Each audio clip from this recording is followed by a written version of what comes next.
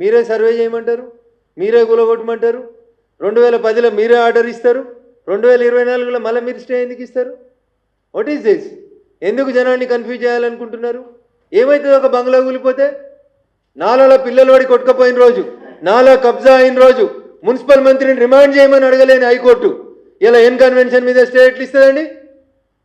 Yes, as an అడ్వకేట్గా బరాబర్ అడుగుతా నేను, ఐ హ్యావ్ ఏ రైట్. ఏం తొందర వచ్చింది ఎన్ కన్వెన్షన్ కూలిపోతే? ఒక ఫంక్షన్ ₹1,00,00,000 తీసుకుంది ఎన్ కన్వెన్షన్. 10 ఏళ్ల నుంచి ఎన్ కన్వెన్షన్ వసూలు చేసిన ప్రతి రూపాయిని ముక్కు వెండి వసూలు చేయాలి, కోర్టు దానికి డైరెక్షన్స్ ఇవ్వాలి. ఏం చెప్పింది సుప్రీంకోర్టు? FTL బఫర్ జోన్, దాని తర్వాత 33 ఫీట్ల దాకా ఏ కన్స్ట్రక్షన్ ఉన్నా కూలగొట్టమని చెప్పింది. అరే 3.5 ఎకరాలు మార్కింగ్ ఇచ్చింది కదా టీఆర్ఎస్ ప్రభుత్వం ఎన్ కన్వెన్షన్ కబ్జా చేసిందని. ఇంకా మళ్ళీ హైకోర్టు స్టే ఇచ్చుడు ఏంటండి? స్టే అయింది నాకు తెలియదు. ఏ కోర్టు చెప్తే సర్వే చేసిరు? అదే హైకోర్టు చెప్పింది కదా.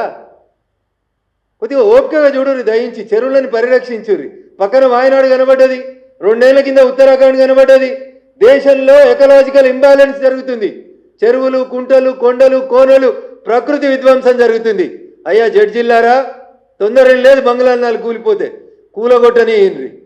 దానికి చట్టబద్ధత ఉందా లేదా అని మీరు అడిగినారు కాబట్టి నేను జీవో 157 తీసుకొచ్చిన.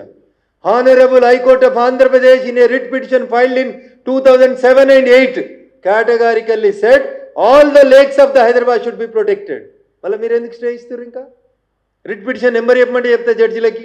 ఇదే సగం సగం అడ్వకేట్లు సగం సగం రిప్రజెంట్ చేసి ఆగమాగంపై దాంట్లో తీసుకొచ్చి ఏదో ఒక ఆర్డర్ తీసుకొస్తున్నారు. Yes, writ petition number 9386 14,728 of 2007 and 20,072 of 2008.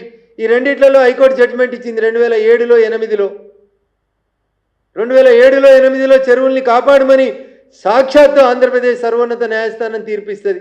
Supreme court చెరువులు ఎవడైనా కడితే నోటీసు లేకుండా కూలగొట్టమని చెప్పింది. ఎలాంటి నోటీసులు ఇవ్వద్దు అని చెప్పింది supreme court. All buffer zones, all FTLs should be demolished without any notice అని సుప్రీంకోర్టు చెప్పింది. దానికంటే పెద్ద కోర్టు ఏముంటుందన్నా ఈ దేశంలో?